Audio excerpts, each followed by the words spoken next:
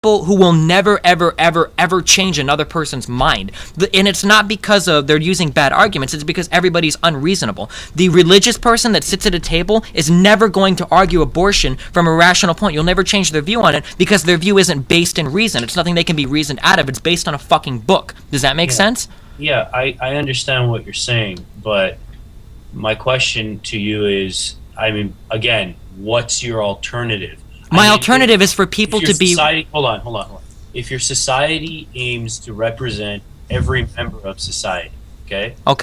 To the fullest of their ability, what is it that you're looking for? A completely uniform society with a set of beliefs based on what, like, you dictate would be logical and rational? No. I don't think a single person. I think that logic and rationality can exist external of any singular person's beliefs. Like, so my next step with this is, let's say that you have, I'm trying to think of something even as horrible as a rape. Like,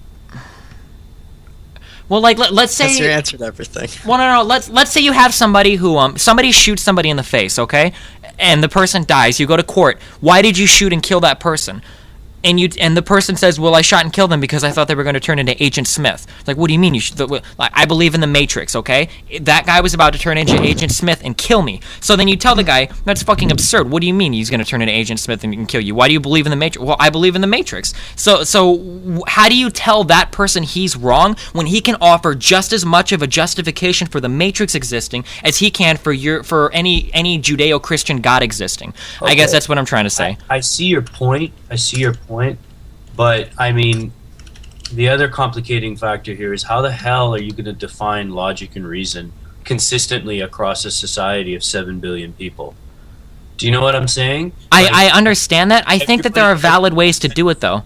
Everybody's sense of logic and reason is going to be skewed by their own perception.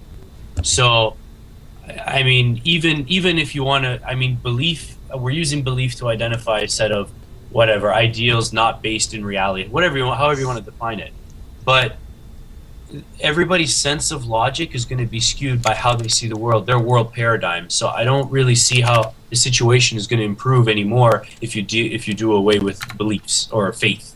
Do you know what I'm saying?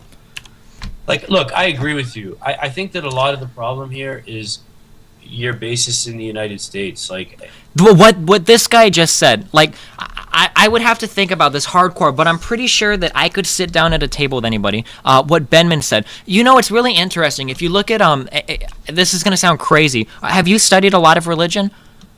Yeah, I've done. Jesus Christ was actually, I don't know if he was actually a real person or not, but at least if you read about Jesus Christ in the New Testament, he was actually a lot of his ideology was really secular. He overruled a lot of the outdated, crazy religious shit that Moses said with more common sense kind of secular beliefs, believe it or not. I think that the golden rule is one of the most secular but awesome rules of all time. Treat other people as you'd like to be treated. I think that if you take that one basic rule, I think that you can have a logical system for generating morals that nobody would be able to logically disagree with. Like, for example, like say we were to talk about murder, okay? Like, can you really ask somebody, like a religious person, why is it wrong to murder someone?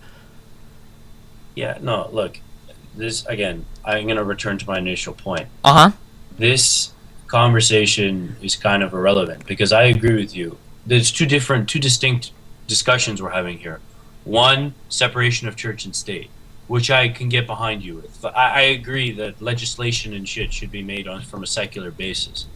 But where I'm kind of not seeing your solution here is that if you have a society that is like a cosmopolitan of different creeds and cultures, I don't understand how you're going to improve the legislation or whatever by not trying to represent all those creeds and cultures. Do you know the problem is that it's impossible to represent all those creeds and cultures, and it's an insult to some of the minorities for you to recognize the majority. Yeah, but that's going to be inevitable, right? But if you go by a system of rationality, then you can ignore those other people. But I'm returning to my initial question: rationality as defined by who? But I think you can define rationality secularly, external of any person. Basically, if you have something where you could sit down and reasonably debate it, I think that that's a rational idea that people could arrive at external of any singular person's like paradigm that you were talking about, outside of any singular person's view on the world. Like, kind of like, it would almost be like taking morals and trying to apply like math to them. Like 2 + 2 is 4. You can't argue with that, you know? I don't know if you could. I don't know. I feel like using that golden rule, I feel like you could argue a system of morals the same way. No, I think you would still run into a lot of the same problems. Like, I can just speak from a medical ethics point of view. Let's say the issue of physician-assisted suicide.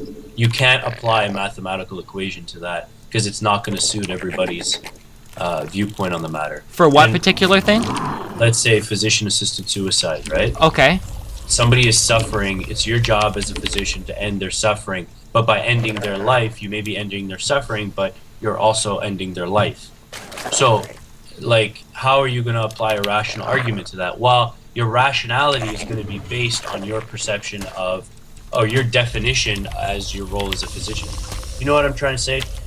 Logic and rationality are just as subjective to a certain extent. So, but I think it's better to have subjective things that can be argued across a table reasonably from another person than my God says this, so it must be true, or my crazy. Look, I'm not advocating for a theocracy. Like, I agree with you. I think that laws should be secular in nature. I'm just saying, I mean, it's a complicated issue because you're there to represent the belief system of several different people. Now, the only reason I didn't think I even brought this up. My only issue is what really pisses me off is when people shit on other people's belief systems for the sole fact that they think they're more intelligent or more acclimated to what the world should be like. Quite frankly, if you want to believe in a God, go nuts. You don't want to believe in a God, go nuts. I mean, realistically, what does it matter? I just think if you allow people to be that stupid, I think that the practical implication can just... there was a girl, this happened a few years ago. There was a girl in Utah.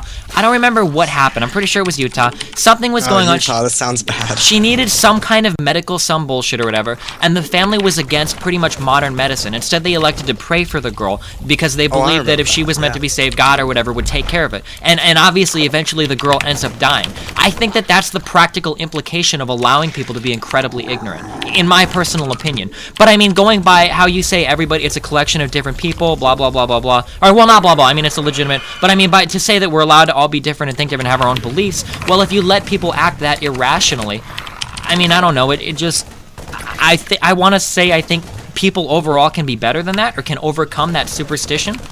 Well, I mean... that's where the secularism will come into play, right? Yeah, but then it's a really hard call at that point, though. How do you step in and tell that family, hey, you can't be religious in this instance? Because then what you're basically saying is, okay, well, we're all allowed to be religious, but it's kind of a plaything, and when it gets serious, then we have to bring in the secularists to really tell you what to do. Like, because then you're kind of just playing games, you know? Yeah, but I think that's... What do you mean? Just make a set of laws, and if religion violates those laws, then they can't practice that part of their religion. Laws should always come before religion. I don't know, man. Look, you're talking to a guy, like, I did stem cell research, which was not highly regarded by a lot of people that I associate with. Yeah, I agree. I'm in med school, so you know what? Like, I deal with a lot of ignorance regarding medical science and whatnot based in religion, and quite frankly, what are you gonna do about it? Like, quite frankly, I don't see a point in getting all riled up about it. I don't know, it's really frustrating when things have gotten to such a grand scale, like politics in America. People don't realize how much people argue from religious roots about certain political things, which makes it impossible for any progress to ever happen. Like in America, look at homosexual rights. Like, gay people in America aren't allowed to get married. I don't know if it's like that in the rest of the world, but that's entirely 100% a religious argument, and there's no other way to go about it. So how are you ever going to try and get legislation passed to change people's minds when all of their opinions are rooted in irrationality and religion, where secularists can't really go in and tell you're wrong, you know? Yeah, no, I agree with you. I mean, yeah, homosexuality is legal here, so I mean, I can but I don't know. All right. Quite frankly, I just the only thing that bothers me in general about this discussion, not with you, but in general, is that people just use it as an excuse to spew hate. Yeah, no, and I agree with that, and like I said, man, one of my biggest problem with atheism is the people that are atheists are generally fucking retarded. I can usually argue religion more rationally to an atheist, or I can out-argue them about how religion is defined. I mean, the most atheists are really fucking stupid. I agree with you, and it pains me that that's true, but. And for a demographic of people to claim that they're smarter than another demographic of people, but behave in a manner that is not befitting of that, then I find that fucking like. Sure, and again, 100%, I agree with that. So I don't know. That's my problem in general. So quite frankly, that's why I look at it like I don't know. When the time comes and I find out one way or another, whatever, so be it. But until then. Oh. What are you talking about, multi-boxing? There's a website, some guy made some YouTube video about why doesn't God ever cure, I think it's amputees. And the joke is that obviously he doesn't cure amputees because if God cured an amputee, then it would be really obvious that, like, health miracles exist.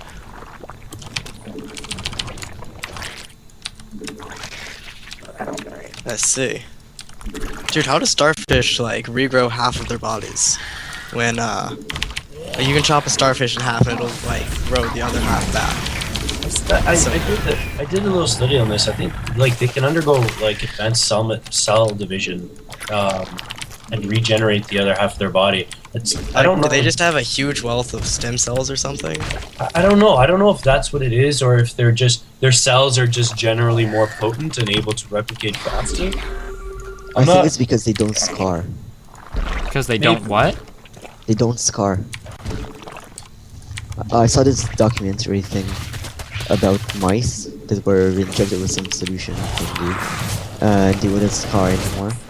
And then they grew their ears back and stuff like that. Oh my fucking god, this shouldn't even be working right now. And tails and whatnot. It's funny that we sit on opposite sides of the fence about some things, but from a completely different worldview. Like, you're pro-life, I'm not. And, like, you argue it from a completely secular point of view. And so do I. So that's pretty interesting. I don't know, I think the whole pro-life, pro-choice is how do you define the moment that life starts, and I found that the only consistent definition is at the moment of conception.